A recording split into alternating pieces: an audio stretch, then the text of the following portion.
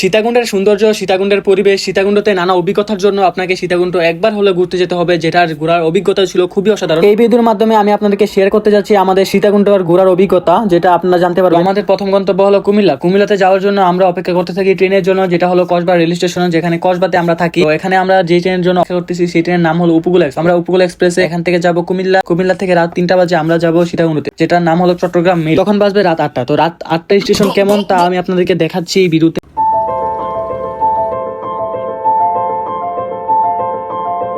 অপেক্ষা শেষে আমরা উঠে পড়লাম ট্রেনে।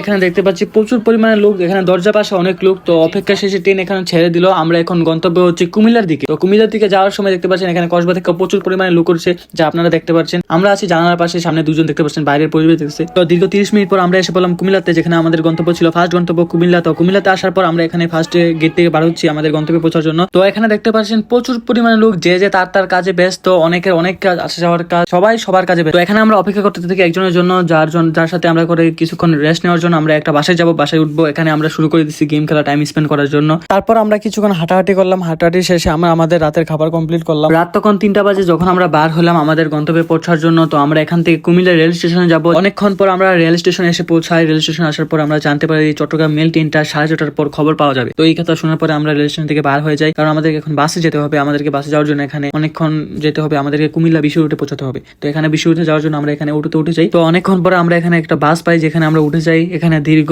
2.5 ঘন্টা থেকে 2.5 ঘন্টা জার্নির মাধ্যমে আমরা এখানে পৌঁছাই সীতাকুণ্ডতে। তো এখানে এসে অনেকক্ষণ খোঁজাখুঁজির পরেও আমরা রুম খুঁজে পাই না। তো তারপর আমরা একটা মসজিদে আশ্রয় নিই, কারণ আমাদেরকে এখন অনেকক্ষণ জার্নির পরে আমাদেরকে ফ্রেশ হতে হবে, বলতে হাত মুখ ধুতে হবে। তো মসজিদ থেকে দেখা যাচ্ছে এখানে ভোর সকালের ভিউটা দেখতে পাচ্ছেন আপনারা। সামনে একটা স্কুল দেখা যাচ্ছে, আর এখানে একটা মসজিদ, সামনে একটা পুকুর। ভিউটা জাস্ট ওয়াও, যেখানে বসে থাকলে আপনারা ফিল করতে পারবেন। তারপর অনেকক্ষণ পরে আমরা একটা রুম খুঁজে পাই, যেটার সাথে কথা বলতেছি, লোকের সাথে কথা বলতেছি রুম নেওয়ার জন্য। হোটেলের নাম হলো সাইমন হোটেল। তো হোটেল রুম থেকে বাইরের পরিবেশটা একটু সেই দেখা যাচ্ছে। এখানে সূর্যের আলো, সকালবেলা ভোরবেলার আলো দেখা যাচ্ছে। এখানে বাইরের পরিবেশটা জাস্ট ওয়াও। তো আমরা এখানে বের হয়ে যাই ঘোরাঘুরির জন্য। তো ঘোরাঘুরি করার জন্য আমাদেরকে প্রথমে নাস্তা করতে হবে, তারপর আমাদেরকে ঘোরাঘুরি করতে হবে, না হলে আমরা এনার্জি নাই, সারা রাত জেগে আছি, একটু ঘুমাই নাই কেউ। তারপর আমরা উঠে পড়লাম সিএনজিতে, যেটা আমরা সকাল থেকে সন্ধ্যা রাত 8টা পর্যন্ত ঠিক করে রেখেছি। লাগছে আমাদেরকে 2400 টাকা দিতে হয়েছে 4টা প্লেস ঘোরার জন্য। অনেকক্ষণ জার্নির পরে আমরা এসে পৌঁছলাম মহামায়া ইকো পার্ক, যেটা আমাদের ছিল প্রথম গন্তব্য। তো আমরা ভিতরে প্রবেশ করলাম। ভিতরে প্রবেশ করে দেখি ভিতরের যে পরিবেশ সেটা ছিল অনেক ভালো। হাঁটতে হাঁটতে আমরা আমাদের গন্তব্যে পৌঁছতে থাকি। মহামায়া ইকো পার্কের ভিতরে ঢুকতে থাকি। আমরা দেখতে পারতেছি যে সামনে কি কি আছে, আশেপাশে কি কি আছে। তো অনেকক্ষণ হাঁটার পর আমরা দেখতে পাচ্ছি অনেকগুলো নৌকা, যেখানে আপনারা আপনার ইচ্ছা মতো নিতে পারেন ভাড়া। ঘন্টায় অনেক নৌকা আছে, ঘন্টায় 500 টাকা, অনেক নৌকা আছে 700 টাকা, অনেক নৌকা আছে 1000 টাকা। তো কোয়ালিটি হিসেবে ভিন্ন ভিন্ন টাকা। তো আপনারা দেখতে পাচ্ছেন আশেপাশে যেই কোয়ালিটি। তো আমরা এখানে একটা নৌকা নিয়ে নিলাম, যেখানে আমরা ছিলাম 7 জন। দীর্ঘ 10 থেকে 15 মিনিট নৌকাতে বসে থাকার পর আমরা ঝর্ণাতে এসে পৌঁছালাম। মহামায়া লেকের ঝর্ণা দেখতেই পাচ্ছেন, অপরূপ সৌন্দর্যে ঘেরা এই ঝর্ণা, খুবই মুগ্ধকর।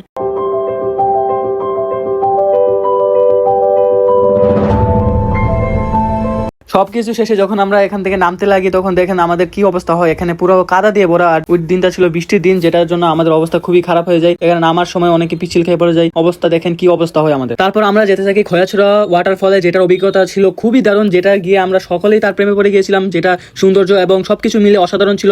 জার্নিটাও ছিল মোট অসাধারণ। এখানে 30 থেকে 45 মিনিট সময় লাগছে আমাদেরকে যেতে। বাঙ্গা সহ, কুমুর বাঙ্গার সহ নানা ধরনের প্রবলেমের মাঝেও মানুষ এখানে যায়, কারণ এখানে সৌন্দর্য দেখতে যায়। কারণ এখানে সৌন্দর্য ছিল খুবই ওয়াও। এখানে আমি আপনাকে দেখাচ্ছি, এখানে পাথরের মাঝে পিছিল, বৃষ্টির দিনে তো একদম বিপদ। কাদামাটিতে আটকানো সহ, পাথরে পিছলা খাওয়া, কোমর ভাঙ্গা সহ নানা বিপদের মাঝে আমরা হেঁটে চলেছি। এখানে 2 কিলোমিটার প্লাস রাস্তায়। এখানে খুবই লাঠি সহ আমাদের পাইছিল হ্যাংলেট, যেটা ফুটবল খেলার হ্যাংলেট ব্যবহার করছি, যাতে পিছিল না খায়। আমাদেরকে লাঠি হাতে নিচ্ছি যাতে আমরা বাঁচতে পারি, মানে পড়া থেকে বাঁচতে পারি, কোমর ভাঙ্গা থেকে। দীর্ঘ 45 মিনিট প্লাস হাঁটার পর আমরা আমাদের গন্তব্য অর্থাৎ খয়াছড়াতে আমরা ওয়াটারফল অর্থাৎ ঝর্ণাতে এসে পৌঁছালাম, যেটা ছিল অসাধারণ। প্রকৃতি, আশেপাশের প্রকৃতি সহ, মানুষ সহ সবকিছু মিলে অসাধারণ ছিল।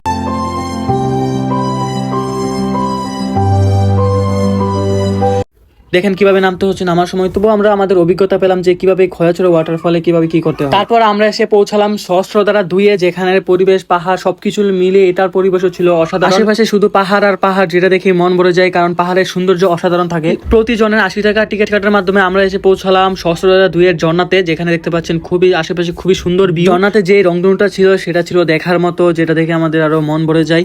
দেখেন অসাধারণ একটা রংধনু। দিনের মাঝেও আমরা এখানে সামনাসামনি দেখতে পাচ্ছি, যেটা আমরা আকাশে দেখতে পাই। তারপর আমরা এসে পৌঁছালাম বাঁশবেড়াতে, যেটার সৌন্দর্য ছিল খুবই অসাধারণ, যেটা ছিল লাইক কক্সবাজারের মতো, যেখানে কেউ বুঝতেই পারবে না যেটা কক্সবাজার নাকি বাঁশবাড়িয়া ছিল। যেটা আশেপাশে পরিবেশ, যে সমুদ্র সৈকত, যে সবকিছু মিলিয়ে ছিল একটা ছোট কক্সবাজার। আপনারা যদি এখানে ঘুরতে আসতে পারেন তাহলে আপনারা কক্সবাজারের মতো ঘোরার ফিল পাবেন। আশেপাশের পরিবেশ এন্ড সবকিছু মিলিয়ে দেখতে পাচ্ছেন কক্সবাজার থেকে কিছু কম না এটা। যারা ঘুরতে আসতে যাচ্ছেন, যে কাছাকাছি ঘোরার জন্য প্রস্তুতি নিচ্ছেন, তাহলে আপনারা এখানে বাঁশবাড়িয়াতে আসতে পারেন ঘোরার জন্য, যেটা মিনি কক্সবাজার বললেই চলে। যেটা বললেই চলে না, এটা কক্সবাজারই ধরতে গেলে, কারণ এটা কেউ চিনবে না যেটা কোথায়। যে পরিবেশ ঘোরাঘুরি শেষে আমরা সীতাকুণ্ড থেকে বাস উঠে গেলাম আমাদের বাড়ির উদ্দেশ্যে রওনা যাওয়ার জন্য, আমাদের বাড়িতে যাওয়ার জন্য।